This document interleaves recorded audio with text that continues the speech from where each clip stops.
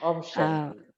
मैं आपको बता रही थी यहाँ बाबा का ये सिरी फूड सेंटर तो आप जानते हैं? हाँ जी, हाँ उसी का जी। ही कनेक्शन उसी का एक्सटेंडेड ब्रांच है हाँ, हमारी और शांति बहन, हाँ। शांतिबेन, हुँ, गीताबेन जी का। जी, जी, गीताबेन जी ने जी। याद प्यार दी आपको स्पेशली थैंक यू सो और मच।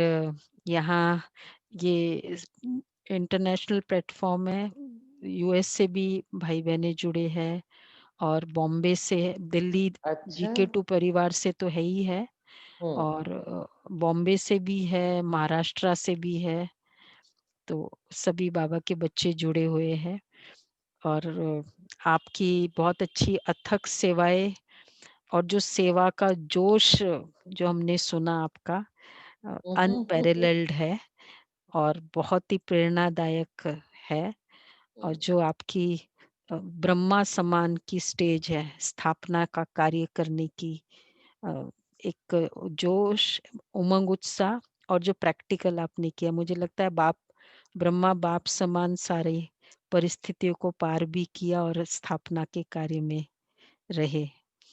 तो आपका इस तरह के अनुभव का वो प्रेरणा देने के लिए विशेष बाबा के इस बगीचे में दिल्ली दरबार में बहुत-बहुत स्वागत है।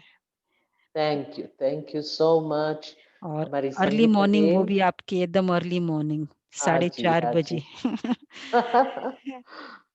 Double force. डबल तो फोर्स। हाँ जी, तो हमारी भी हैप्पी दिवाली और नवयुग मुबारक हमारी गीता बहन जी को देना और आप सबको भी। हुँ, और खाली बहुत ही सार में मैं आपको अफ्रीका का परिचय दूँ, कि हमारे भाई ने पूछा कि अफ्रीका की कौन-सी लैंग्वेज आप बोलते हो? तो आप समझ सकते हो कि भारत में ही इतनी भाषाएँ हैं, तो अफ्रीका के कितने देश, पूरे कॉन्टिनेंट में 56 देश हैं और एक-एक देश में लगभग 50 टू 100 लैंग्वेजेज़ होगी। और मेरा जन्म ज़ाम्बिया में हुआ है। मेरा बेस केन्या है, लेकिन जैसे आपने सुना चक्कर लगाते रहना है, तो अभी मैं ज़िम्बाब्वे में हूँ। तो मैं हमारी ज़ाम्बिया की लैंग्वेज बोल लेती हूँ, चिलापा-लापा, और हमारी केन्या की लैंग्वेज की स्वाहिली बोलती हूँ। लेकिन फिर भी वो लैंग्वेज में हम ज्ञान नहीं दे सकते हैं, खाली घरेलू काम कर सकते हैं, हमारा कुछ ऑफिशियल काम है तो हम कर सकते हैं, लेकिन ज्ञान देने का वो इतना अभी भी वो लैंग्वेजेस में नहीं है। और वो लोग भी इंग्लिश बोल लेते हैं, तो हमारा मेन मीडियम लैंग्वेज है इंग्लिश, जिसमें हम बड़े हुए। वो ही मेरा फर्स्ट लैंग्वेज है, भले मैं गुजराती हूँ, लेकिन फर्स्ट लैंग्वेज मेरा इंग्लिश ही है। बाबा का बनने के बाद हम गुजराती और हिंदी सीखे, उससे पहले हमको कुछ नहीं आता था। और फिर डेफिनेटली हमारी स्पिरिचुअल लैंग्वेज सीखे। तो एक जोक खाली बता दूं, मैं बहुत यंग बाबा की बनी, 13 साल की थी। तो वेदांती बेन ने एक बार मुझे पूछा क्लास में कि कितने युग है, इतना तो समझ में आ गया, लेकिन बोलने का टाइम आया तो मैंने सतयुग बोला। पहले तो इंग्लिश में बोला तो बोला नहीं, हिंदी में बोलो। और फिर हमने कहा त्रेता शब्द बोलना नहीं आता था, बहुत मुश्किल लग रहा था। हाँ, और ऐसे ही हम हिंदी मुरली पढ़ना शुरू किया। शुरू-शुरू में तो बाबा मुरली चलाते थे, तो उसमें स्वतंत्रता, परतंत्रता, तो ये परतंत्रता बोलना नहीं आता था बिल्कुल। बहुत मेहनत से हम सीखे। तो आप समझ सकते हो कि आप किससे ये सुन रहे हैं अनुभव अभी। तो अफ्रीका में 56 कंट्रीज है, कोई इंग्लिश कॉलोनीज फॉर्मर है, कोई फ्रेंच है, पोर्चुगीज है, इटालियन है, ये सब है। दूसरा, जब अफ्रीका शब्द बोलते हैं ना, तो लोगों को अंदर से बहुत भय आ जाता है, बहुत डरते हैं। और मीडिया ने बहुत ही नेगेटिव इमेज दिया है। जैसे भारत के लिए भी कोई स्लम्स की बात करो ना, तो worst slums in the world is in Bharat, पर बेस्ट लाइफ भी तो भारत में है। स्वर्ग भी तो भारत में ही स्थापन हुआ है, तो उसका भी छाया भारत पर है, रॉयल्टी है। तो ऐसे ही आप जब भी हमारा एक्सपीरियंस सुनो तो ये नहीं समझना कि अफ्रीका में बस यही है और कुछ नहीं है। ये तो सम टाइम्स होता है, लेकिन हमारी बहन जी ने मुझे कहा कि वो एक्सपीरियंसेस सुनाओ, इसलिए मैं वो चूज करके सुना रही हूँ। लेकिन अफ्रीका में भी आलीशान और मोस्ट लग्जरियस लाइफ जीना हो तो यहाँ है। अभी मैं जिस घर में, बाबा के घर में सेवा पर आई हूँ थोड़े समय से, तो इतना आलीशान है कि संगम युग का स्वर्ग अनुभव होता है। गार्डन और सुख सुविधाएं और बहुत कुछ। तो कहने का भावार्थ कि दोनों ही टाइप की लाइफ यहाँ पर है। जैसे हमारी बहन ने बोला ठंडी, तो यहाँ जितनी ठंडी है ना, वहाँ कहाँ भी नहीं है। सब हार जाते हैं हमारी ठंडी से। तो ऐसे नहीं है कि अफ्रीका में खाली गर्मी है और कुछ भी नहीं है। तो एक एक देश की अपनी अपनी विशेषताएं हैं।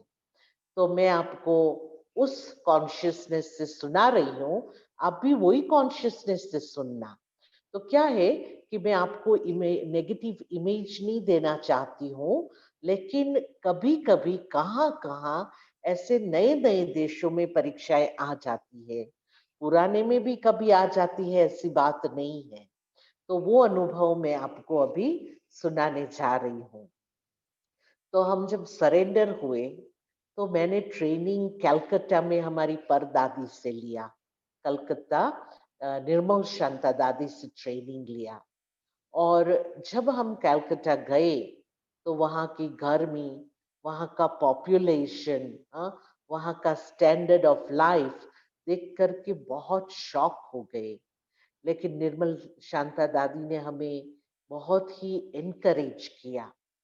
क्यों एनकरेज किया वो मुझे पता नहीं था। ड्रामा को ही पता था, उनको भी पता नहीं था। लेकिन हमें यज्ञ की 14 इयर्स की जो ट्रेनिंग है ना, उस क्वालिटी की ट्रेनिंग मिली। फर्क इतना था, वहां साकार बाबा और मम्मा थे, हमारे पास हमारी निर्मल शांता दादी थी और टीचर्स थे। लेकिन हम 3 बहनें अफ्रीका की थी। हमको ट्रेनिंग बहुत मुश्किल लगी, बहुत मुश्किल। ऐसे लगा कि ये लाइफ में हम जी नहीं सकेंगे। लेकिन फिर भी हमने ये संकल्प किया कि नहीं, हम चलेंगे, आगे भी चलेंगे। वापस रिटर्न तो होना ही नहीं है लौकिक दुनिया में। तो उस लक्ष्य से हमने फिर ट्रेनिंग के बाद हम मधुबन गए। दिल्ली में हमारी ऑलराउंडर दादी और गुलजार दादी के साथ थोड़े दिन रहे पांडव भवन में, और उसके बाद हम मधुबन चले गए। और मधुबन से दादी ने मुझे केन्या भेजा। केन्या ईस्ट अफ्रीका है और वो हमारा पूरे रीजन का हेडक्वार्टर्स है। वहां से हमको कहाँ भी सेवा में जाना है, तो हमारी वेदांती बहन सबको भेजती है। तो भेजते भेजते एक एक सेंटर खुलते खुलते नेचुरली सब बहनें सेट होने लगी अपने अपने सेंटरों में। लेकिन हमारा पार्ट आज तक ऐसा ही रहा कि मैं नायरोबी में रहती हूँ और अलग अलग जगह पर जाती हूँ। हमारी संगीता बेन ने ये भी बताया कि स्थापना का पाठ है। सच बात है कि हमें स्थापना का पाठ मिला है और पालना का पाठ मिला है। तो स्थापना के पाठ में नेचुरली भारत से बहुत ही फर्क है। भारत में तो आपको सम्मान से कोई रिश्तेदार के घरों में जाकर के किसी स्टूडेंट के और फिर ज्ञान सुनाएंगे और निमंत्रण मिलेगा, और वो लोग कहेंगे हम इतना खर्चा उठाएंगे, और आपको मान से वहां पर इनवाइट किया जाता है। उस रीति से ही हमारी वेदांती बहन ने और अर्ली बहनों ने स्टार्ट किया था अफ्रीका में। लेकिन बहुत स्लो था, बहुत स्लो। तो हम लोगों ने क्या किया, धीरे धीरे हमने तरीका पूरा चेंज कर दिया। और निमंत्रण आमंत्रण का हम राह नहीं देखते हैं, हम ही पहुंच जाते हैं एक एक देशों में।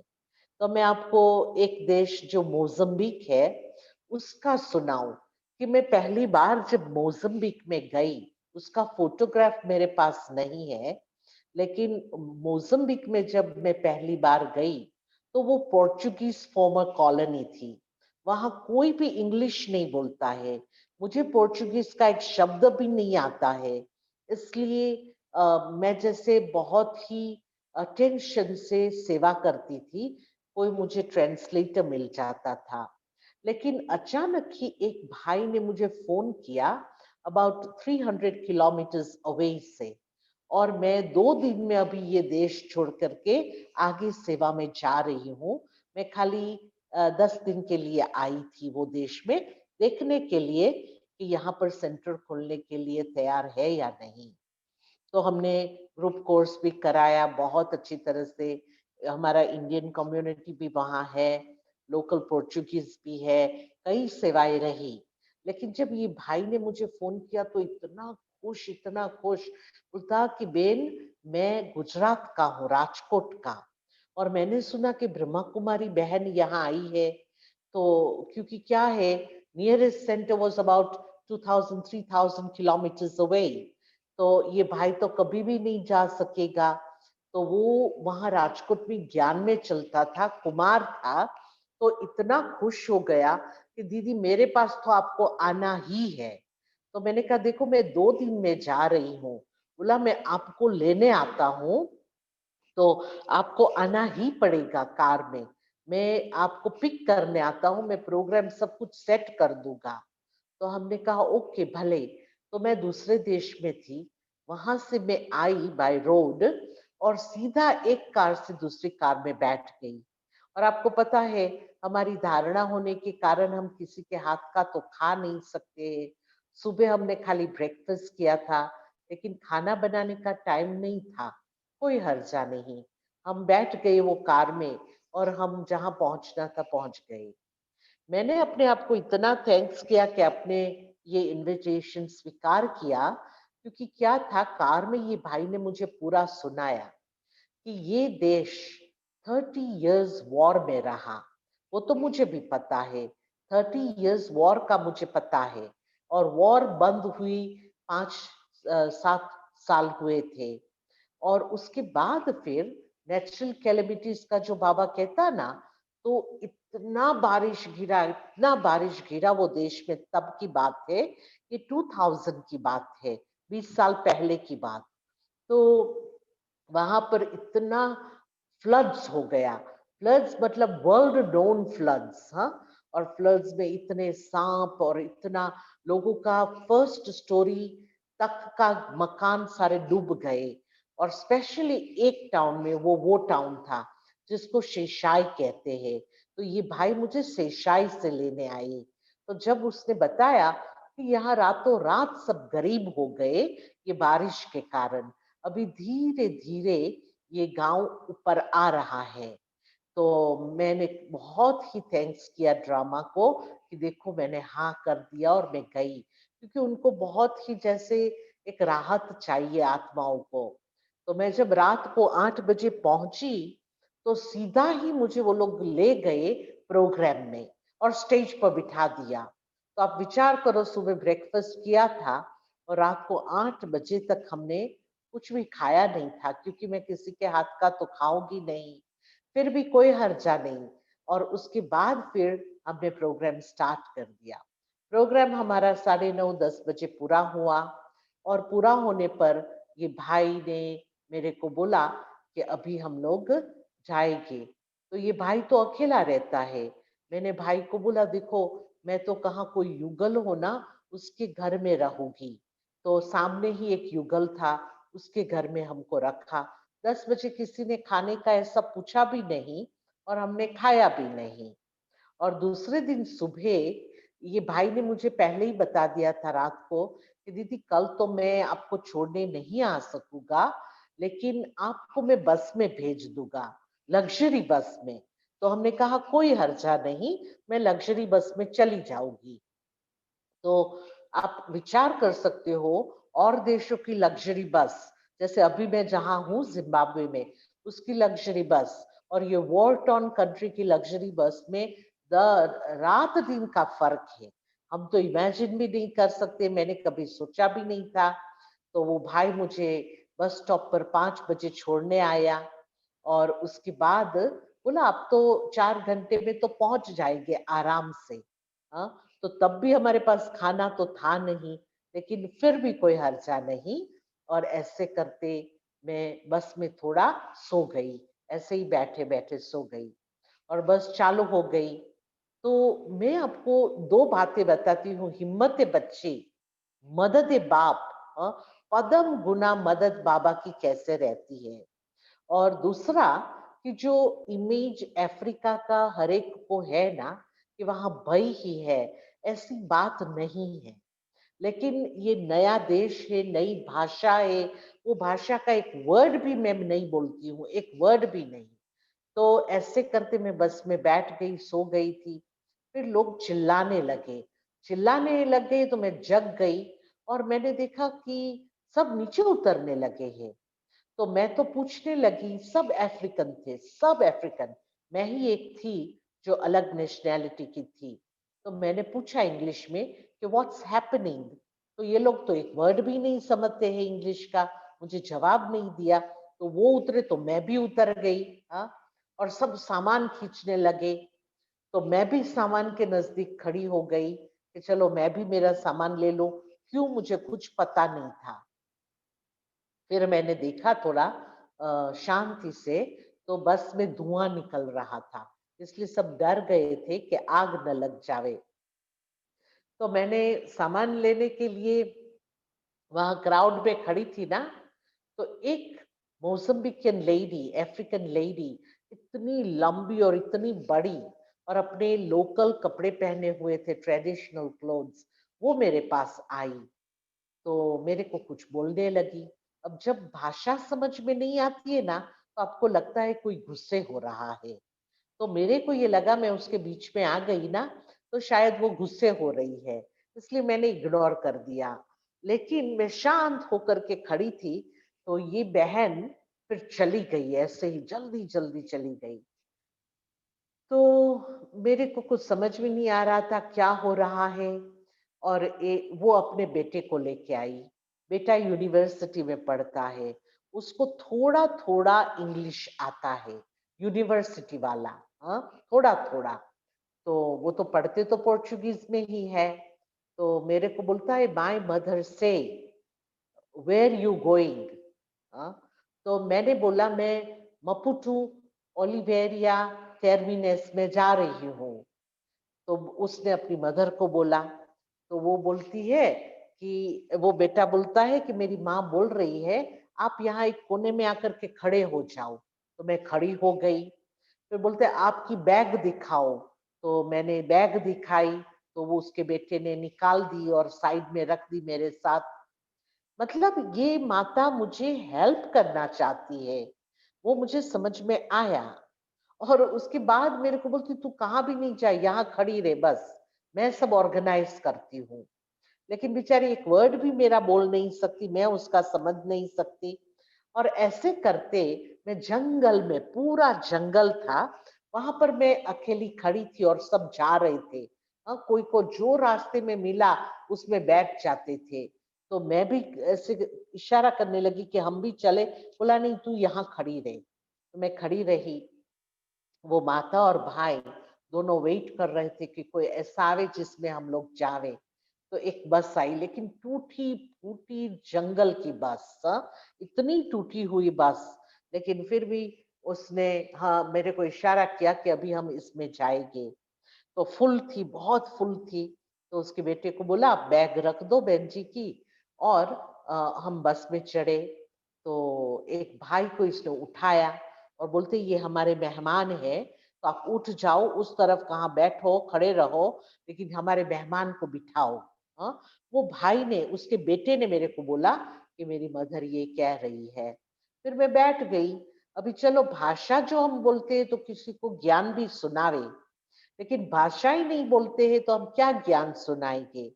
तो एक ही सेवा हमारी रही रास्ते में, मनसा सेवा, कि कोई भी व्यर्थ संकल्प न आवे। लेकिन बाबा ने हमें हर एक परिस्थिति के लिए ऐसे ऐसे साधन दिए हैं कि वो साधन को हम समय प्रति समय यूज करें। तो फिर हम बैठ गए और बैठ करके बाबा को याद करते रहे। लेकिन अचानक ही मेरे ऊपर कुछ गिरने लगा, जैसे पानी जैसा। पानी तो नहीं था क्योंकि बारिश नहीं थी, और इतनी बदबू आ रही है, इतनी बदबू कि मैंने ऐसी बदबू कभी नहीं अनुभव किया था। तो मैं वंडर खाने लगी कि यहाँ क्या है? अभी किसको पूछूं, कोई नहीं समझेगा मेरे को। तो वो बहन जी ही समझ गई, क्योंकि उसने देखा कि जैसे मुझे स्मेल आ रही है। तो उसने एक भाई को उठा दिया अंदर से और बोला, तू इस तरफ बैठ, हमारे मेहमान को उस तरफ बैठने दे। तो मैं समझू नहीं कि क्या है, लेकिन मेरे को समझ में आया ही नहीं। अभी धीरे धीरे करते सब पैसेंजर्स उतरने लगे। मैंने नोटिस ही नहीं किया कि ये माता जी का बेटा भी अभी बस में नहीं है, वो भी उतर गया कहाँ। और हमारा 4 घंटे का रास्ता था, तो आगे तो हमने खाली आधा घंटा पास किया था, और धीरे करते बस में हम दो ही रहे, मैं और वो बहन। अभी बोल तो सकते नहीं है, आंखों से ही देखते रहते एक दूसरे को। तो फिर मेरे को दिखाती है जब हम बस टर्मिनस पे आए तो मेरे को दिखाती है। तो हमारे हिंदू कम्युनिटी के जो चेयरमैन और वो ऑफिशियल्स है, वो मुझे रिसीव करने आए थे। तो वो मेरे को दिखाती है कि तेरा भाई वहां खड़ा है। तो मैंने कहा हाँ, ऐसे किया। फिर हम जब उतरे तो वो भाइयों से बात करने लगी। भाइयों का तो वहां ही जन्म है, वो तो गुजराती, इंग्लिश, हिंदी, इंग्लिश नहीं, हिंदी और पोर्चुगीज सब बोलते हैं। तो माता जी ने उनको सुनाया और वो माताजी फिर चली गई। वो भाइयों ने मुझे सुनाया, तब मुझे समझ में आया कि ऐसे भी लौकिक दुनिया में फरिश्ते होते हैं। हाँ, तो वो मेरे को सुना रहे थे भाई लोग कि ये माता और उसका बेटा बाजू की सिटी में, मतलब ऐसे समझो आधे से भी कम रास्ते पर एक टाउन में अपना काम करने के लिए जा रहे थे, अपना बिजनेस का काम। लेकिन उसने जब मुझे देखा कि ये बहन खड़ी है, तो वो बोलती कि मुझे ऐसे लगा जैसे कोई फरिश्ता खड़ी है। ऐसी व्यक्ति मैंने लाइफ में कभी देखी ही नहीं थी। इसलिए मैं उसके पास गई और मैं बात करने लगी। लेकिन ये तो भाषा समझती नहीं है, तो मैं समझ गई। तो मैंने मेरे बेटे की मदद ली, यूनिवर्सिटी में पढ़ता है, तो उसकी मदद लेकर के मैंने ये बहन को मदद किया। लेकिन वो तो मपुटू आ रही थी, कैपिटल सिटी में, और मैं तो बीच में उतरने वाली थी। तो मैंने मेरे बेटे को बोला, तू उतर जा, काम शुरू कर, और मैं ये बहन को मपुटू छोड़ करके आऊं, सिटी में छोड़ करके आऊं अपने लोगों के पास, और फिर वापस आकर के हम कंटिन्यू करेंगे काम। तो उसका बेटा उतर गया और ये मुझे अंत तक छोड़ने के लिए आई, और भाइयों को सौंपा, हमारे कम्युनिटी को, और उसके बाद वो चली गई। आप बिलीव नहीं करेंगे, मुझे उसका नाम पता नहीं है। मैंने उसको थैंक्स भी किया, लेकिन इंग्लिश में, वो समझती नहीं है। लेकिन आज तक मेरे चेहरे के सामने उसका चेहरा है। और उसके बाद तो मैं वो देश में बहुत बार गई, बहुत बार। वहां पर सेंटर की स्थापना भी हो गई, 2 बाबा के घर है, और वो मतलब छोटे से गांव में भी मैं गई, और वहां भी हमने प्रोग्राम्स किए। लेकिन वो बहन मुझे कभी भी देखने को नहीं मिली। तो जैसे बाबा कहता है ना कि बाबा किसी को भी टचिंग दे करके ऐसी परिस्थिति में बाबा किसी को भेज देता है, निमित्त बना देता है। तो ऐसे भी लोग अभी ये धरती पर है, जो हमारे लिए आउट ऑफ वे जाकर के हमें मदद देंगे। तो एक कदम हिम्मत का, तो पदम कदम क्या बोलते बाबा की मदद है। तो ये हमारा एक अनुभव था। दूसरा अनुभव ये था कि मैं पोर्चुगीज ही कंट्री में थी, और वो कंट्री एंगोला है, वो भी वॉर में थी। और वॉर के बाद वो देश इतना बर्बाद हो गया था, इतना जिसकी कोई लिमिट नहीं है। वहां पर कुछ भी नहीं था, बस वॉर वॉर और वॉर। और वॉर से निकलने के बाद हम हमने एक प्रोजेक्ट शुरू किया अफ्रीका में, सर्व अफ्रीका। साउथ अफ्रीका नहीं, साउथ अफ्रीका एक छोटा सा देश है, लेकिन भारत को साउथ अफ्रीका बहुत पता है। लेकिन ये सर्व अफ्रीका, अफ्रीका की हम कैसे सेवा करें। तो 30 इयर्स की सेवा के बाद हमने ये सेवाएं शुरू की, और वो भी बहुत इंटरेस्टिंग, नए नए देशों में जाकर के हम सेंटर्स खुलना शुरू किया। तो आप मानो कि हमने 30 इयर्स में 16 सेंटर्स, 16 देशों में सेंटर्स खोले। 16 सेंटर्स नहीं, 16 देशों में सेंटर्स खोले। और उसके बाद का हमने 2004 में ये प्रोजेक्ट शुरू किया, जब हमारे 30 इयर्स पूरे हो रहे थे। और 5-7 साल में हमने पूरा अफ्रीका कवर कर दिया। सब जगह सेंटर्स नहीं खोले क्योंकि हमारे पास इतने हैंड्स नहीं है, लेकिन फिर भी हम लोगों ने काफी देशों में सेंटर्स खोल दिए। जैसे एग्जाम्पल आप मानो 40 कंट्रीज जितना हमने कवर किया। तो वो देश हमारा नया देश था, एंगोला। तो दो लोकल भाइयों को, केनियन भाइयों को, अफ्रीकन भाइयों को लेकर के मैं वो देश में जाने वाली थी। लेकिन उससे पहले मुझे वो देश अकेले जाके देखना है, तीनों की टिकट को वो नहीं करना है। तो मैं अकेली 10 दिन के लिए गई, और मैं वहां एक होटल में रह रही थी। और मुझे पता ही नहीं है कि वो देश में मस्कीटोज बहुत है, और मलेरिया बहुत खराब बीमारी वहां पर है। वो मुझे पता नहीं था, इसलिए मैंने प्रिकॉशन ले लिया, प्रिकॉशन नहीं लिया, और मैं चली गई। और उसके बाद फिर वहां से मैं जब वापस आई, तो आगे मेरे को रिपोर्ट करना था कि यहाँ पर हम सेवा कर सकते हैं, ये है वो है, सेंटर्स खोलेंगे। तो मैं बहुत बीमार हो गई, इतनी बीमार कि जिसकी कोई लिमिट नहीं थी। फिर भी हमने मलेरिया का चेक कराया, तो इंक्यूबेशन में था, मुझे मलेरिया नहीं दिखाई पड़ा रिपोर्ट में। और मैं आगे की सेवा में चली गई, ऐसे ही बीमार बीमार। क्योंकि हमारे पास बहनें और भाई बहुत कम है, इसलिए हमारा पूरे साल का कैलेंडर बहुत टाइट रहता है। तो मैं दूसरे देश में चली गई, जहाँ पर बाबा का घर बहुत सुंदर, बहुत अच्छा, बाबा के बच्चे बहुत, लेकिन टीचर नहीं है। तो मैं गई, नहीं टीचर भी थी, सॉरी विजिटिंग टीचर थी। तो मैं गई, तो मैं वहां पर सेवा कर रही थी। तो ऐसे समझो 2 वीक में वहां रही।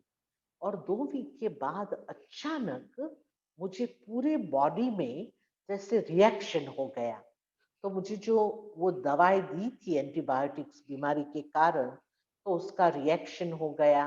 और रिएक्शन इतना खराब कि रात को मैंने उठ करके अपने आप को देखा, तो ये भाग से इतना भाग पूरा जल गया, फेस पूरा जल गया। और आप बात करो ना, तो यहाँ से सारा सब जगह खून निकलता है।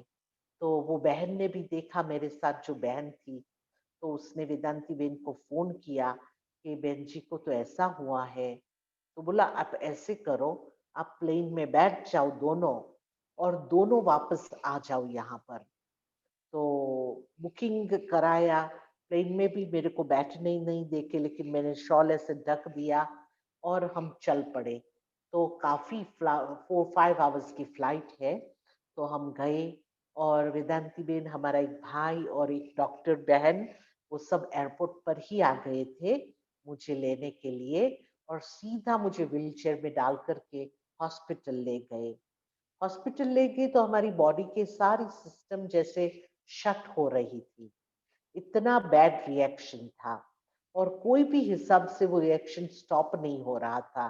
जैसे कोई व्यक्ति 1st डिग्री और 3rd डिग्री फायर में से निकला है, तो ऐसा सारा बॉडी ऐसे होने लगा। खाली एक आंख बच गई थी, और ये भाग बच गया था। और मेरे को डॉक्टर ने हॉस्पिटल में डाला। हॉस्पिटल में ये लोग स्टेरॉइड्स डालने लगे। वेदांती बेन ने बोला ये बहन स्टेरॉइड से बहुत विरोध है, बोला ये बहन का इसमें कुछ नहीं चलता है, हमको तो उनकी जान बचानी है, प्लीज आप पेपर साइन करो कि आप रिस्पॉन्सिबिलिटी लेते हो। ऐसे करते हमको हॉस्पिटल में डाला। तो मुझे स्टूडेंट्स देखने आने लगे दूसरे दिन, तीसरे दिन। तो वो स्टूडेंट्स भी मेरे को भाई, बहन, माता सब मुझे देख कर के पहचान नहीं सके। 25 ईयर्स से वो हमारे स्टूडेंट है, लेकिन मुझे ही पूछ रहे हैं कि ये रूम में हमारी प्रतिभा बहन थी, ब्रह्मा कुमारी, उसको डिस्चार्ज कर दिया का? मैंने कहा नहीं, मैं ही वो हूँ, लेकिन मैं बोल नहीं सकती हूँ। तो वो रोने लगे। जब पता चला कि वो ही मैं हूँ, तो माता तो रोती है, लेकिन भाई रोए तो वो क्या है? मैंने अपने आप को देखा नहीं था मिरर में। तो वो लोग चले गए। फिर धीरे धीरे करके मैं मिरर के सामने जाके खड़ी रही, तो मैंने अपने आप को देखा। और देखा ना, तो मैं आपको बताऊं, ये सिचुएशंस क्यों सेवा के फील्ड में आती है।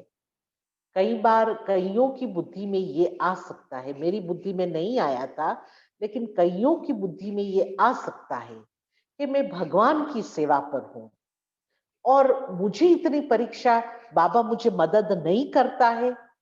ये प्रश्न उठता है।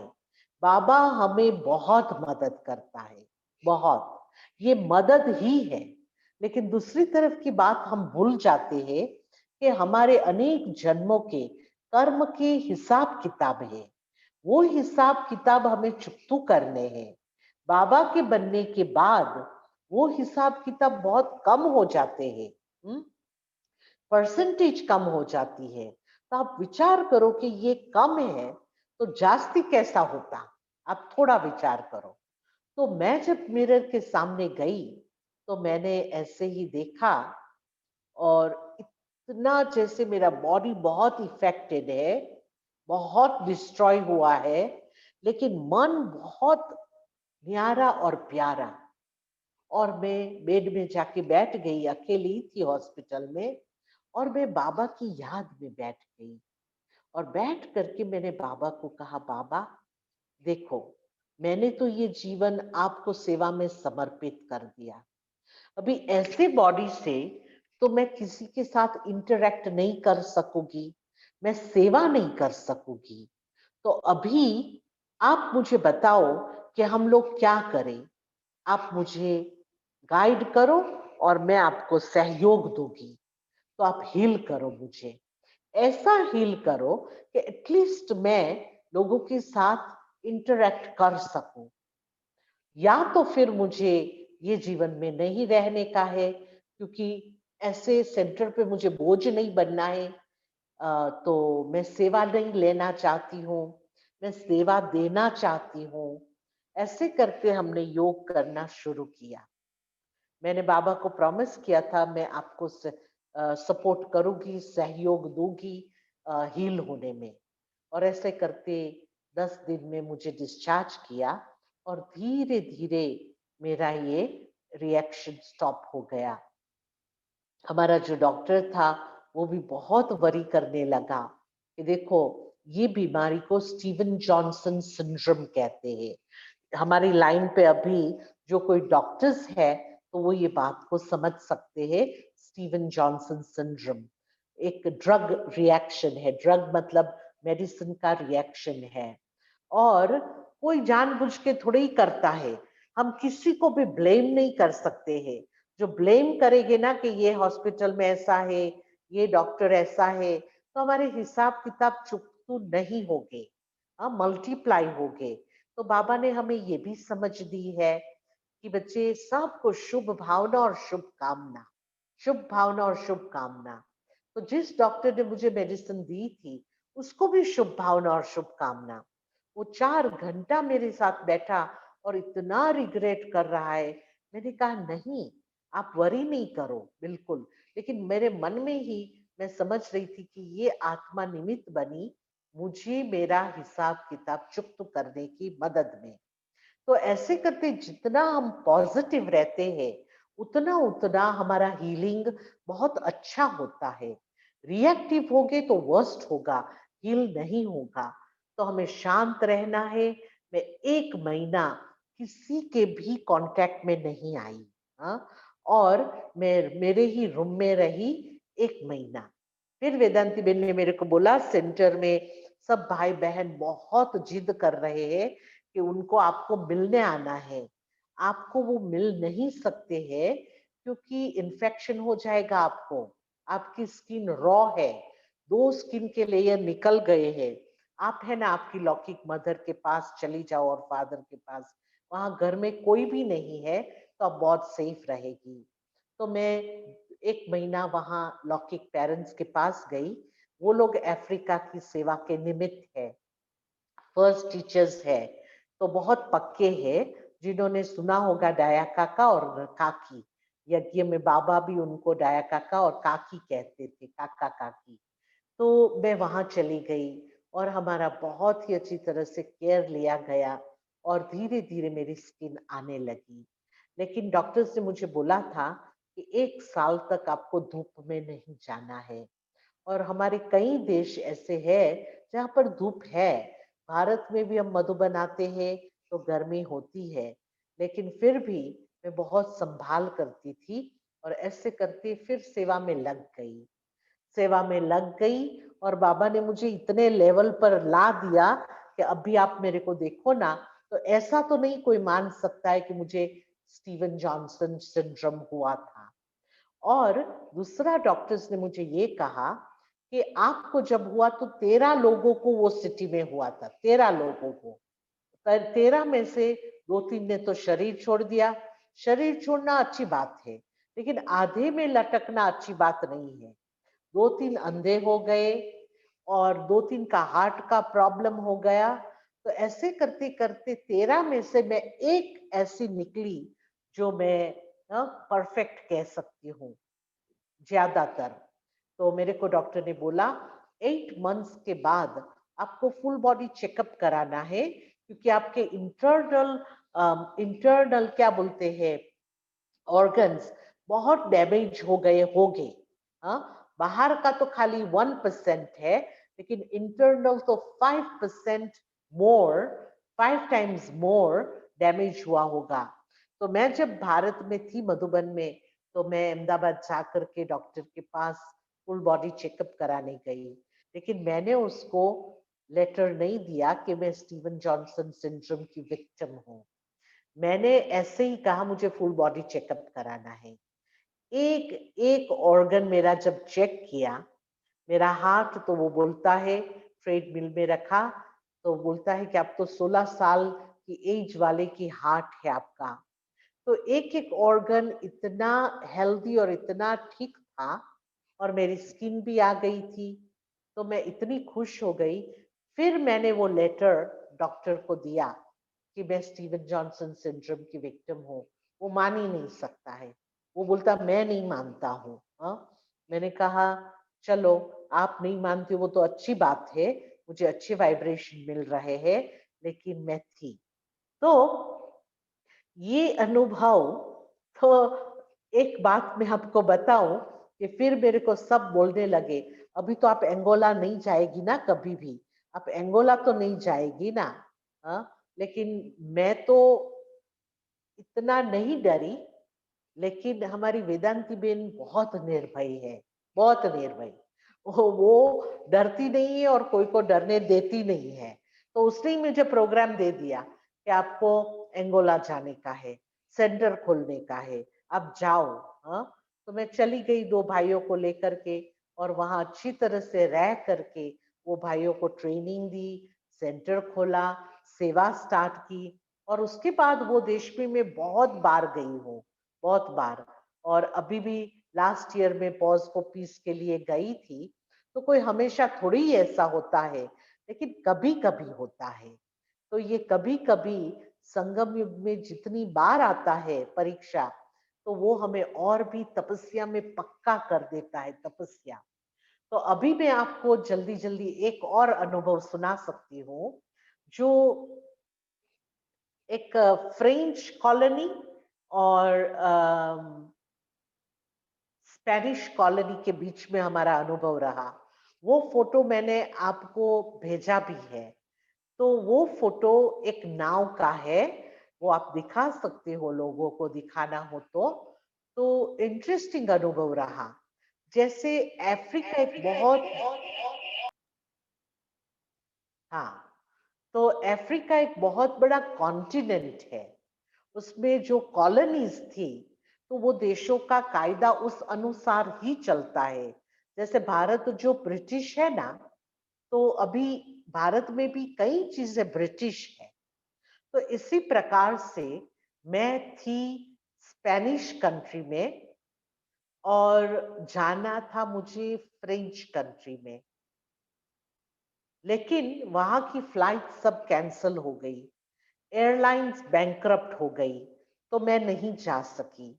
तो बहुत लंबी स्टोरी में शॉर्ट कर देती हूँ कि वो सेंटर में एक हमारी कोलंबियन बहन डॉक्टर रहती थी, और मैं गई थी प्रोग्राम करने और रक्षाबंधन करने के प्रतिभा लिए। बहन, हाँ आप जी, सार में यही बता देती हूँ।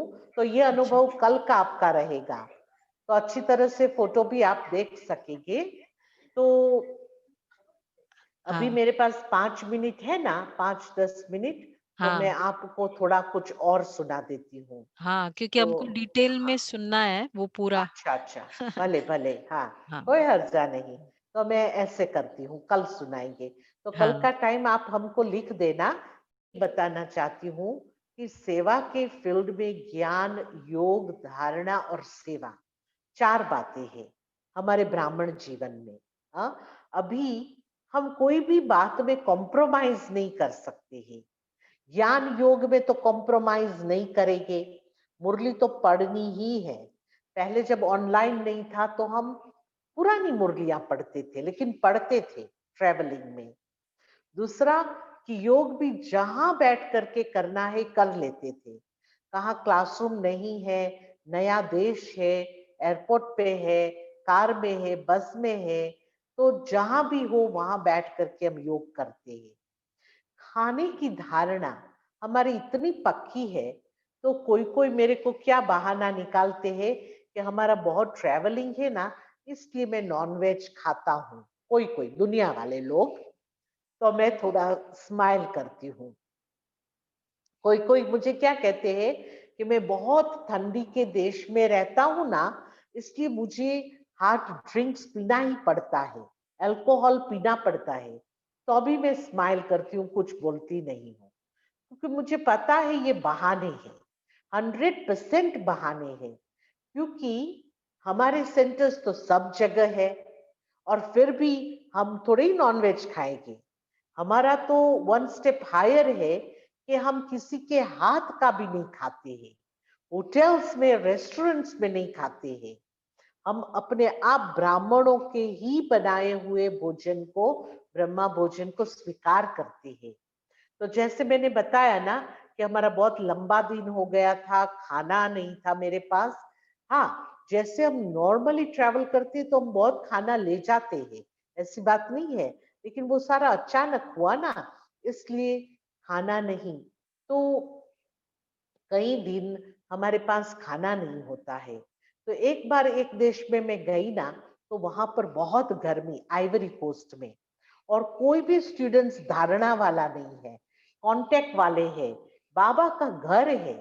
तो मैं सारा दिन बाहर सेवा में गई थी, घर में आई, खाना नहीं बनाने का टाइम नहीं था, 8 बज गया था, तो मेरे पास ब्रेड था और दूध, और ये ऐसे करते मैं बैठ गई। तो खाने के लिए तैयारी कर रही थी, तो ये नोज में इतना ब्लीडिंग ब्लीडिंग ब्लीडिंग के जिसकी कोई लिमिट नहीं। वहां बाथ टाउल था, तो मैंने बाथ टाउल रख दिया। वो सेंटर में मैं नई थी, नया था, मुझे कुछ भी पता नहीं था। स्टूडेंट्स को मैं जानती हूँ क्योंकि वो मकान नया था मेरे लिए। तो मैंने फोन करने का ट्राई किया, कोई स्टूडेंट को बताऊं कि मुझे ऐसा प्रॉब्लम है, लेकिन वो नहीं हुआ। तो ऐसे करते फिर मैंने, कंप्यूटर ऑन था, तो तब व्हाट्सएप और वो जमाना नहीं था, 90s की बात है। तो मैंने जल्दी जल्दी स्काइप में लिखा। लंदन में हमारा एक बहन और भाई लाइन पे थे, उनको बोला कि मुझे ऐसे हो रहा है, नोज से एक्सट्रीम ब्लीडिंग है। तो उन्होंने वेदांती बेन को बताया। वेदांती बेन का भी आधी रात हो गई थी। तो वेदांती बेन ने स्टूडेंट्स को फोन किया, मुझे वो फोन कर सकती है, मैं नहीं कर सकती क्योंकि मुझे कोड पता नहीं था, लॉक। तो वेदांती बेन ने बोला मैंने स्टूडेंट्स को बोला है, तो वो लोग आ रहे हैं। वो 45 मिनट्स के बाद आए क्योंकि बहुत दूर है। तो मैं ऐसे ही बैठी रही और उसके बाद फिर वो लोग दवा और ये सब लेकर के आए। मुझे देखा 2-3 भाई लोग और बोलते आप लोग हमारे घर, आप बहन जी हमारे घर चलो। मैंने नहीं, मुझे यहाँ अमृत वेला करना है ना, बहुत समय से सेंटर बंद था, तो मुझे अमृत वेला करना है, इसलिए मैं आपके घर तो नहीं आऊंगी। ऐसे करते मैं फिर सो गई। तो सो गई तो हमारा पूरा पिलो खून से भर गया था। तो मैं उठी और मैंने रीडायल किया तो वो भाई को फोन गया। मैंने कहा फिर ब्लीडिंग स्टार्ट हुआ है। वो भाई बोलता मैं अभी आ रहा हूँ। हमारा लोकल भाई था, अफ्रीकन था, आइवोरियन, और तो वो मुझे हॉस्पिटल ले जा रहा था। बोला तो अबाउट 2:30 इन द मॉर्निंग हुआ था, तो वो मुझे हॉस्पिटल ले जा रहा था। अभी मैं उनको कैसे बोलूं कि हम कौन सी हॉस्पिटल में जा रहे हैं, क्योंकि जो मुझे साधारण हॉस्पिटल में डाल दिया, मैं बहुत दूर हूँ हमारे ब्राह्मणों से, बहनों से, तो कुछ और बढ़ जावे तो काम बढ़ जाएगा। और किसी को भी वेदांती बेन को भेजना है या उसको आना है, तो उसके वीजा को एटलीस्ट 10 दिन लगता है, वीजा का। हाँ, ऐसे नहीं समझो हम अफ्रीका में सेवा करते तो हम वीजा के बिना ही सब जगह जा सकते, नहीं जा सकते। जैसे आपको एक देश का वीजा लेना पड़ता है, जैसे हमको भी लेना पड़ता है। भले मैं अफ्रीकन पासपोर्ट होल्डर हूँ, लेकिन दूसरे देशों के लिए वीजा लेना पड़ता है। तो ऐसे करते वो मुझे हॉस्पिटल ले गए। डॉक्टर्स ने बोला हमको उनको एडमिट करना है, एडमिट कर दिया। मैं तो नायरोबी से लिमिटेड फंड्स लेके निकली थी, थोड़े सेंटरों के रेंट भरने हैं और थोड़ा हमारा टिकट का खर्चा था और थोड़ा, तो ऐसे थोड़े पैसे लेके निकली थी। तो वो भाई ने तब तो डिपॉजिट भर दिया। उसके बाद हमारे जो सिंधी भाई बहन हमारे कांटेक्ट में है वो आए। तो छोटेपन से वो लोग ने हमारे से ज्ञान सुना था, लेकिन उसकी शादी हो गई। वो लोग जब वो देश में नए नए आए थे तब मैं वहां बेस थी, तो छोटे छोटे यंग कुमार आए थे। अभी तो शादी करके परिवार बन गया, बिजनेसेस हो गए, बहुत पैसे वाले हो गए। तो वो लोग मुझे मिलने आए, बोला दीदी आपने कुछ खाया नहीं है। तो वो लोग ने वेदांती बेन को फोन किया। वेदांती बेन बोलती प्रतिभा देखो आप बहुत दूर हो, हाँ, 5,000 किलोमीटर, हमको किसी को आना है तो आ भी नहीं सकते, तो आप है ना ये उसकी वाइफ का हाथ का खा लो बाबा की याद में, हाँ बाबा की याद में खा लो। अभी आप विचार करो, मैं खाऊंगी, मेरी बड़ी बहन ने भी मुझे बोला कि आप खा लो, मैं खाऊंगी नहीं। तो अभी मुझे ये लोग को दुख भी नहीं देना है। तो मैंने वो उसकी वाइफ को बोला कि मुझे है ना आज सुबह, मैं तो सुबह तो सीरियल खा लूंगी, वो तो मुझे मिल जाएगा, लेकिन आफ्टरनून में मुझे सैलड खाने का मन है। तो आप है ना सैलड बना करके लेके आओ, उसमें ऑनियन गार्लिक कुछ भी नहीं डालना, ऐसे ही काट करके लाना। और रात को मैं फ्रूट खाऊंगी, मुझे फ्रूट खाने का मन है, फ्रूट सैलड जैसा प्लेन सिंपल काटा हुआ। ऐसे करते मैं 4 दिन हॉस्पिटल में यही खाती रही। और 4 दिन के बाद जब सेंटर गई, तो हमने राखी का प्रोग्राम तो रखा ही था, टोली भी बनानी थी, ब्रह्मा भोजन भी बनाना था, सब कुछ हमने बनाया।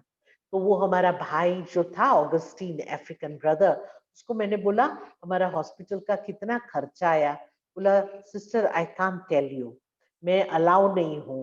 मैंने कहा मैं आपको पैसा दे दूं, आपने डिपॉजिट डाली थी ना। बोला नहीं, मेरा तो पेनी पेनी मेरे को मिल गया। तो मैंने कहा तो फिर किसने दिया पैसा। बोला जो भाइयों ने दिया था उसका हम नाम नहीं दे सकते हैं। तो मैं तो समझ गई जो मेरे पास हॉस्पिटल में थे आए, दोनों भाइयों ने भरा पैसा। तो उनके पास में गई, बोला दीदी आप बच गए, बस इतना ही है, आप प्लीज पैसा का सोचो नहीं बिल्कुल भी, हमको ये बात करनी ही नहीं है। तो ये लोग ने पूरा बिल भर दिया। तो बोलती जब हम छोटे छोटे थे और आपके पास सेंटर में आते थे, आपके पास कुछ हो या न हो, हमको कितने प्यार से आप खिलाते थे, हम घर मिस करते थे, आप हमको कितना टाइम देते थे। अभी हम इतना करें तो क्या बड़ी बात है।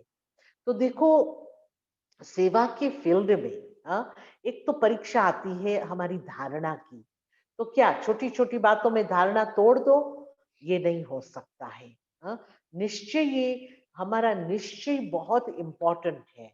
जितना निश्चय होगा, इतनी हमारी विजय होगी।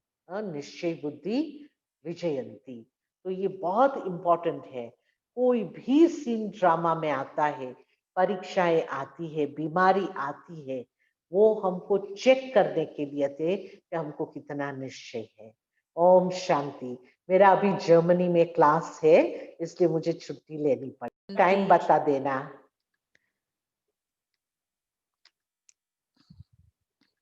ओम शांति वेदांति।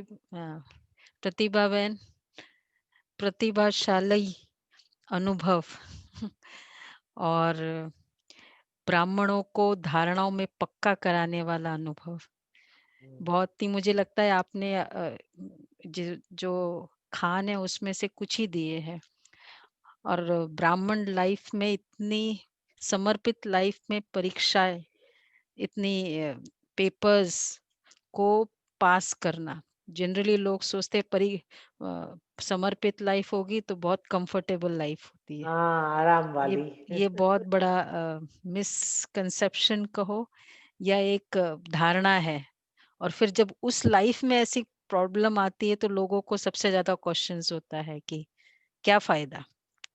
पर एक्चुअली जो जिस वे से आपने इसे डील किया और जिस वे से इसको ज्ञान युक्त वे से अभी समझाया, तो मुझे लगता है बहुतों को इंस्पिरेशन मिलती है कि चाहे किसी भी लेवल की परिस्थिति आए, लेकिन जो बाबा के दिल तख्त नशीन और पक्के निश्चय बुद्धि बच्चे वो कैसे उसको इजीली क्रॉस करते हैं। तो ये तो बहुत छोटा सा मुझे मतलब बहुत इंस्पिरेशनल है, लेकिन थोड़ा सा ही है। तो कल हम आपसे फिर बड़े और भी जरूर, बड़े बड़े दो जरूर, तीन, जरूर। एक एक परीक्षा नहीं है, दो तीन परीक्षाएं हैं।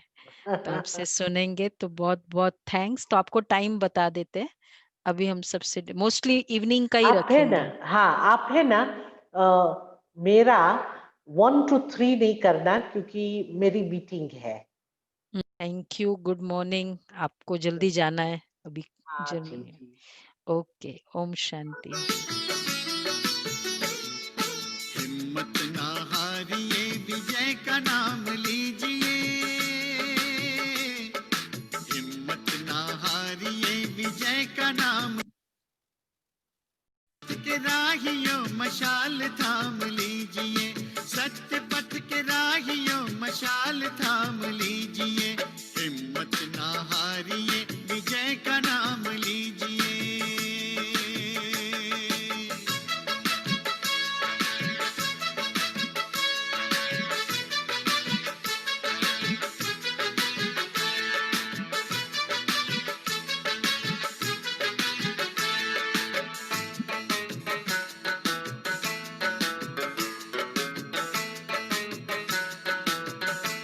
ठीक है, लेट हो रहा है। मशाल थैंक यू। Thank you. ओम शांति सभी। ओम शांति।